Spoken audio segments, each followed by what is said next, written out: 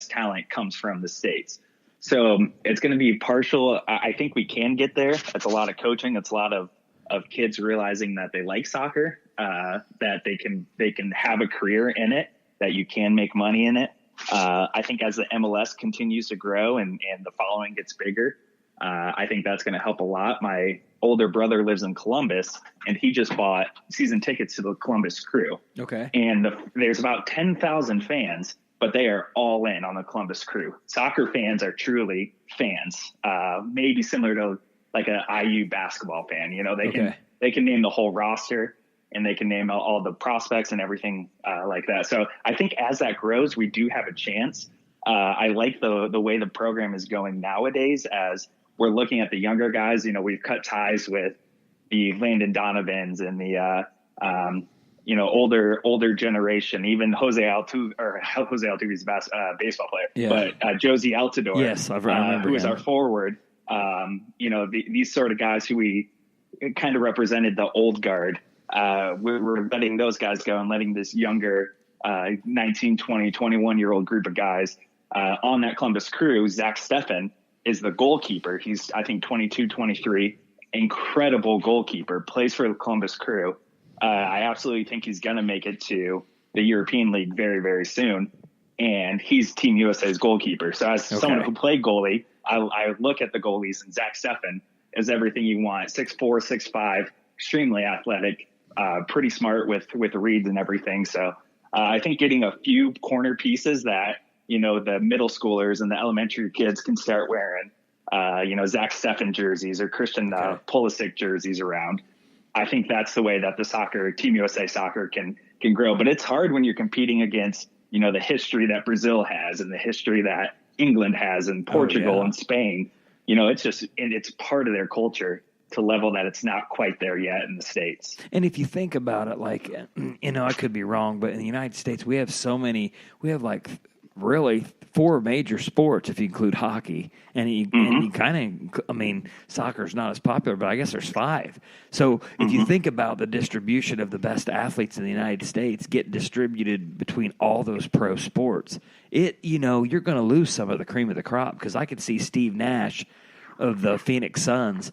He was a great soccer player, or was a really good one. Could you imagine, like, we didn't have really popular basketball, or it wasn't very lucrative to be an NBA player, that he might pick soccer instead if it was like another country. So if you think about that, we're losing great athletes to other sports, and that could be a part of it. But one thing that's going to make a difference is all the people that's worried about their injury statistics playing football and concussions and all that stuff.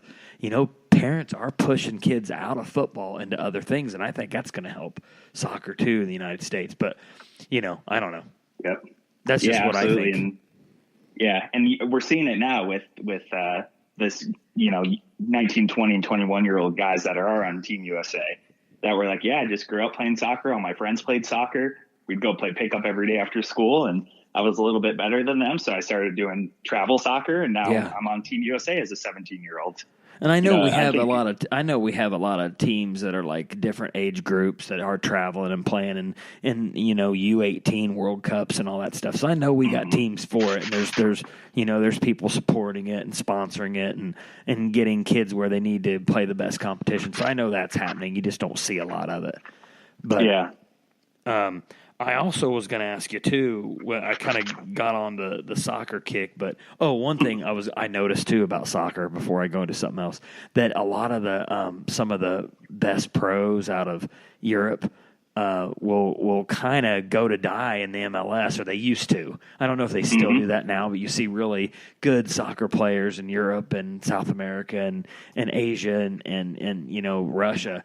Some of them go to the MLS to finish out their career. I think that's kind of cool. I mean, I know that they're still talented and they still got skill, but they're a little step slow. And it seems like international soccer is it like a short-lived thing, kind of like a running back in the NFL? Is it kind of really hard to stay in the top leagues for a long time?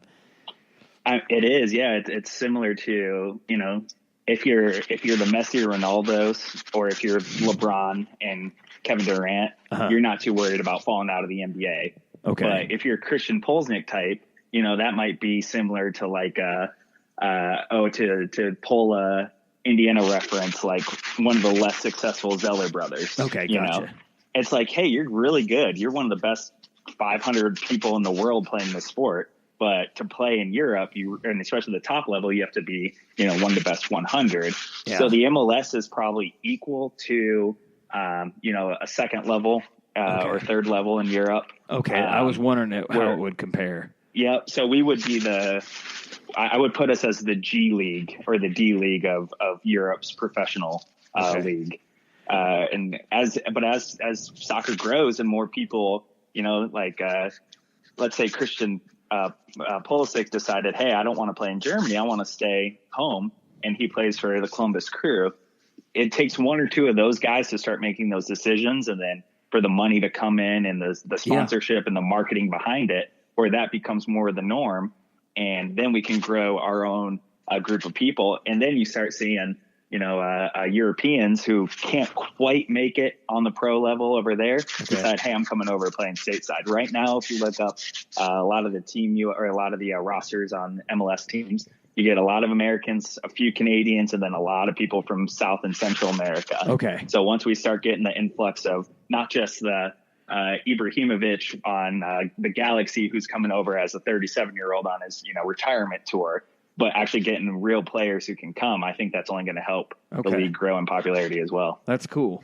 Well, we got on soccer for a while, but that was kind of cool. We did, yeah. That's awesome. I kind of wanted to talk about it a little bit, but I was going to ask you too, what are the strangest cultural differences that you remember from being in Ecuador that you were like, wow, I mean, that you learned from, that there were just like things you couldn't say or things you didn't do, or they did things way different than what we do, just something that's culturally really, really different? Or did you notice anything like that? Oh, yeah. Oh, there's so many. Okay. Just give us a few. That'd be awesome. All right. Well, yeah, one of my favorites is your nickname is basically what you are. Okay. So, for example, if you're tall, you're alto. If you're skinny, you're flaco. Okay. If you're fat, you're el gordo. Oh my God. if you're dark skinned, like if you're one of the, like, Ecuador split between half the people who are European, their ancestors went over to Europe, came back and married the natives of Ecuador, the Indians there.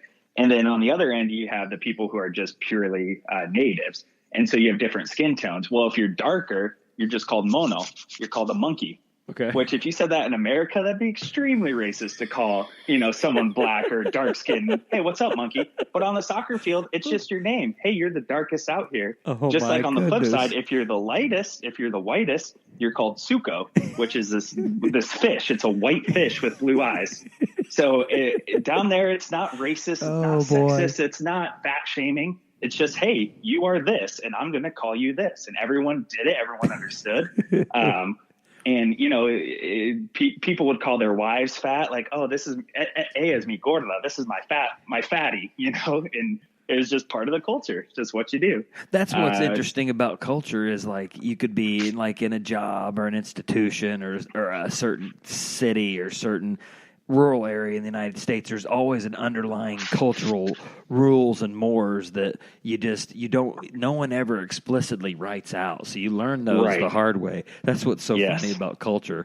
Like, you don't do that. You don't go, like, in certain rural areas, you don't do certain things on Sunday or whatever. But I mean, like, that's really cool that they do that. How about other things that you remember from Ecuador? Like, yes.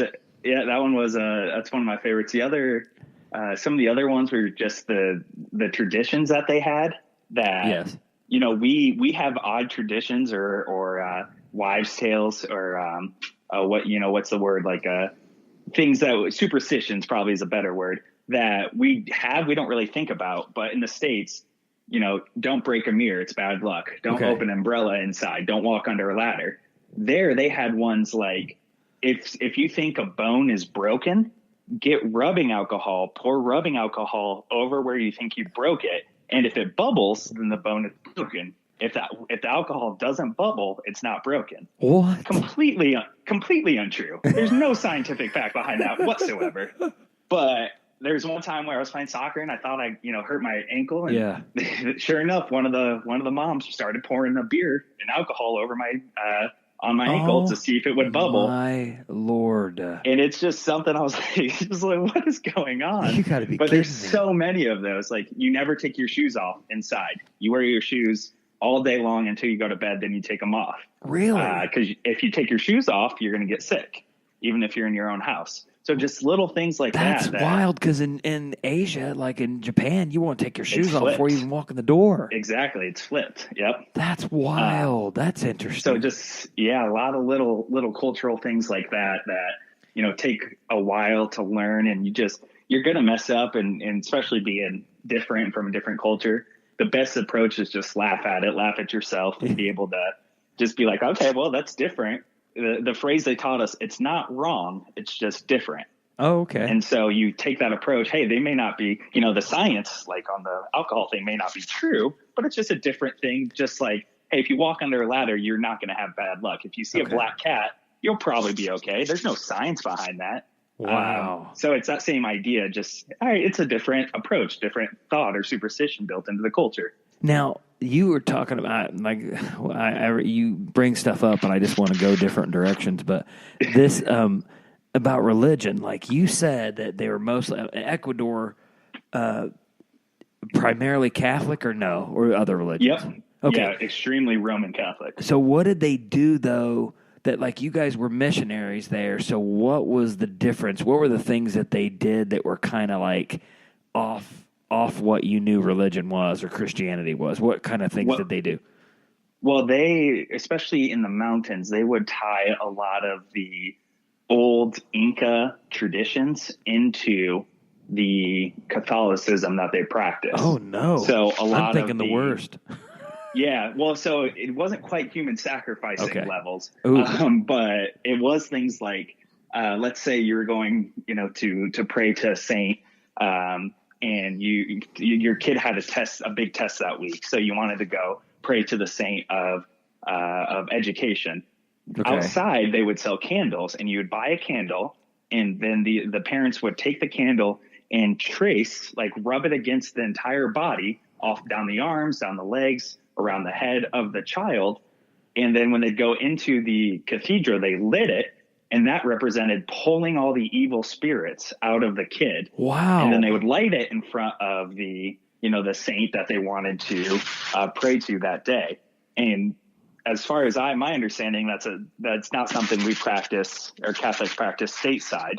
I think it's pretty unique to that area of Ecuador. And even in the glass, it's like the colored glass, stained glass windows of these cathedrals that are hundreds of years old, you would see like gold in the sun and different gods that the Incas worship. Jeez. And so when these people would come, they're just like, oh, you like that? Well, here, you need to come to our church, but we'll still put the old gods that you worship in the stained glass so you still feel comfortable as you come here. Wow. So it's just a lot of things like that that were tied in. And so that's kind of like, in a different way, kind of like what your mom and dad and you guys did. I mean, you just came to a different country, got along, and kind of treated them well, and kind of had them fall into, just friendships and stuff. That's kind of what they did, really. I mean, kind of bringing you in by putting gods on them. I mean, it's a little different, but that's kind of a way of getting people in. But I would have never guessed they do that because of the Ten Commandments and all that stuff. I'm like, wow, that's interesting. Yep. That's really cool. So it was definitely, and our whole approach was to, just teach what the Bible said. And a lot of these people who grew up in church would come and say, oh, I've never heard this story before. And it would be one that a Sunday school kid could tell you and stateside. But the Catholic Church down there just preached what they wanted to preach and didn't preach other aspects of the Bible that necessarily, would go against whatever they were doing. So I'm wondering down there, like I'm actually, I go to Catholic church every week, and they have, they say that anywhere in the country, if you go to Mass, it's going to be the same. Maybe they mean the United States, or maybe they mean Europe, because I'm not so sure it would be the same service in South America, or unless it might be, but the traditions around Mass might be different. I don't know. Because I know that Catholic Masses are supposed to be the same everywhere, because they follow the Catholic. It's a 3-year cycle. I'm not quite an expert in it yet, but I was just wondering if they don't fall in line with that or not. I don't know. Maybe they do. Yeah, I don't know. I didn't get too many opportunities to experience it, but wow. So what